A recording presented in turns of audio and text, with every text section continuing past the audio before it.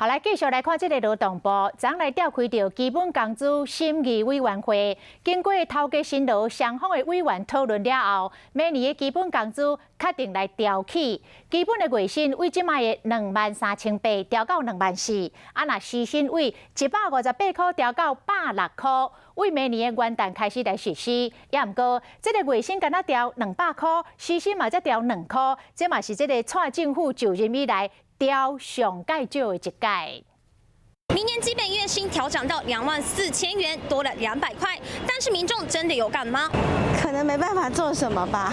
对，可能可以多喝几杯饮料吧，大概就这样。多吃一餐吧，没了。就普通的电影的250就不够了。1点钟基本的薪水起2块，一天8点钟就加16块，但是一杯饮料平均25块到45块，一罐汽水20块，一罐水嘛要18块到20块，民众感觉是无搭无煞。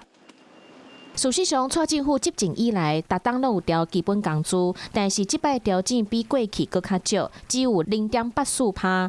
劳方代表原本是希望讲至少调3%到5%。我们依据 OECD 订定的低薪族的标准，在台湾的话，应该是27333。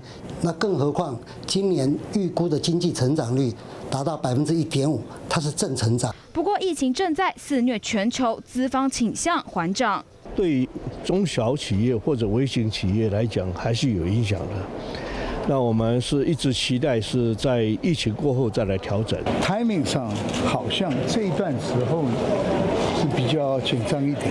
虽然讲蔡政府上任以来已经是第5档把基本工资调悬，但是这摆是这几年来调上少的。